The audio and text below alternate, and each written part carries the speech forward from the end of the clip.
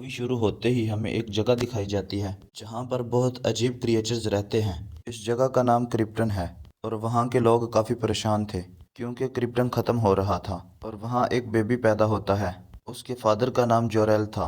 वो भी अपने प्लेनेट की वजह से काफ़ी परेशान था। वो अपने प्लेनेट का कोडेक्स लेना चाहता था, यानी कि ऐसी चीज़ जिसके अंदर उस प्लेनेट के डीएनए की कॉपी थी। उसकी मदद से उनकी नस्ल जिंदा रह सकती थी। इसलिए वो क्रिप्टॉन असेंबली के पास जाता है और तब ही वहाँ जर्नल आ जाता है बहुत सारे लोगों के साथ, क्योंकि वो भी कोडेक्स हासिल करना चाहता था और वो बहुत बुरा था। वहाँ पर काफ़ी लड़ाई शुरू हो जाती है। जोरेल किसी न किसी तरह वहाँ से बाहर आ जाता है और अपने ड्रैगन की मदद से भाग जाता है और कोडेक्स चुरा लेता है। वहाँ पर जनरल भी आ जाता है और उस पर अटैक कर देता है। जोरेल का ड्रैगन खुद पर चोट खा लेता है और उसे वहाँ से ले जाता है। अब जोरेल कोडेक्स को अपने बच्चे के डीएनए में मिला देता है। वो उसे एक की भी देता है और उसे कहीं दूर भेज देता है। वहाँ जनरल भी आ जाता है और जोरेल को मार देता है। कैप्टन असेंबली को भी पता चल जाता है कि इसने जोरेल को मार दिया, इसलिए वो उसे सालों के लिए कैद कर देते हैं। दूसरी तरफ हम बेबी के स्पेसशिप को देखते हैं जो कि दुनिया पर पहुंच चुकी थी और क्रिप्टन तबाह हो रहा था। अब हम एक फिशरमैन को देखते हैं जिसका नाम क्लार्क था और वो बहुत पावर्स रखता था। उस वक्त पानी में एक शिप तबाह हो रही होती है।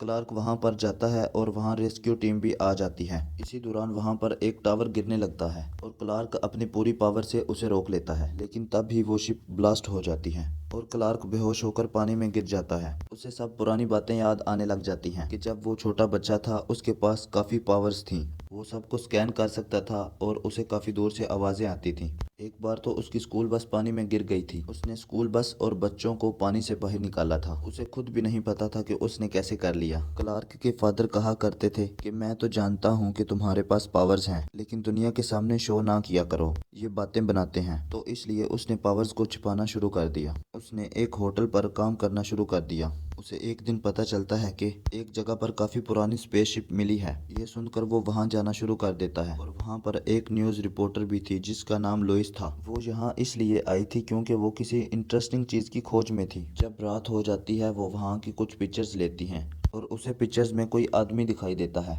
वो कोई और नहीं बल्कि क्लार्क होता है जो कि स्पेसशिप की तरफ जा रहा होता है। वो अपनी आंखों से लेज़र निकाल कर बर्फ़ पिघलाता है और स्पेसशिप के पास चला जाता है। उसके पास एक की होती है, वो उसमें लगाता है। उसमें से जुरेल निकलता है। वो उसे कहता है मेरे बेटे तुम आ गए। क्लार्क कहता है कि तुम कौन हो। वो उसे बताता है कि हम क्रिप्टॉन पर रहा करते थे, तुम मेरे बेटे हो। जब क्रिप्टॉन तबाह हो रहा था तो मैंने तुम्हें इस दुनिया पर भेज दिया। वो उसे कोडेक्स के बारे में बताता है कि मैंने तुम्हारे डीएनए में मिला दिया था और इसलिए तुम में बहुत सारी सुपर पावर्स हैं, तुम इन्हें अच्छे से इस्तेमाल करना, मैं तुम्हें एक सूट देता हूँ। ये सब कुछ वो लड़की भी देख रही होती है।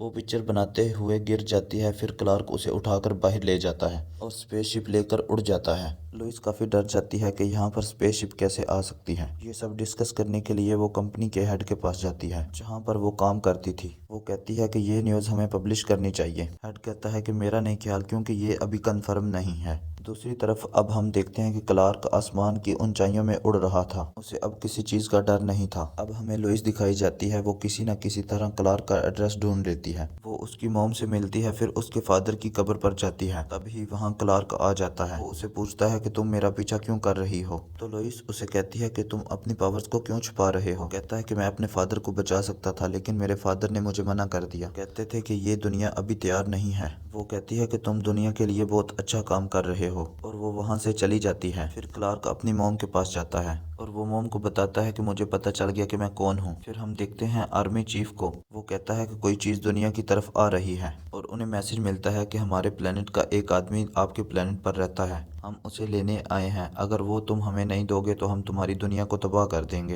ये सुनकर सब परेशान हो जाते हैं। फिर उस कंपनी का हेड सबको बता देता है। अब जनरल भी इस दुनिया में आ चुका होता है। आर्मी सुपरमैन को ढूंढ रही होती है। क्लार्क खुद ही उनके पास आ जाता है। अब उसे अरेस्ट करके एक कमरे में लाया जाता है जहां लुइस उससे बात करती है। उस कमरे में एक ग्लास लगा होता है जिसके पीछे से आर्मी भी उनकी बात सुन रही होती है। वो उनके पास जाता है और उनसे कहता है कि आपको मुझ पर नज़र रखने की कोई ज़रूरत नहीं, मैंने आपकी सेफ्टी के लिए ही खुद को सरेंडर किया है। इस बात से उनको अंदाज़ा हो जाता है कि ये बुरा इंसान नहीं है। अब सुपरमैन को एक मैदान में लाया जाता है जहां पर क्रिप्टॉन प्लेनेट के लोग उसे लेने आते हैं। वो आर्मी को कहते हैं कि हम अपने साथ लुइस को भी ले जाना चाहते हैं, लेकिन आर्मी नहीं मानती। फिर लुइस कहती है कि मुझे कुछ नहीं होगा, मुझे जाने दें, और वो भी उनके साथ चली जाती है। क्रिप्टॉन पहुंचते ही लुइस को कैद कर दिया जाता है अब जनरल सुपरमैन के पास जाता है और कहता है कि ये तो तुम भी जानते हो कि क्रिप्टॉन अब तबाह हो चुका है, इसलिए मुझे इस दुनिया में जाना है और वहाँ पर अपनी दुनिया बनानी है, इसलिए अब तुम मेरी मदद करोगे। तुम मुझे ये भी बताओ कि कोडेक्स कहाँ है। फिर सुपरमैन कहता है कि मुझे नहीं पता।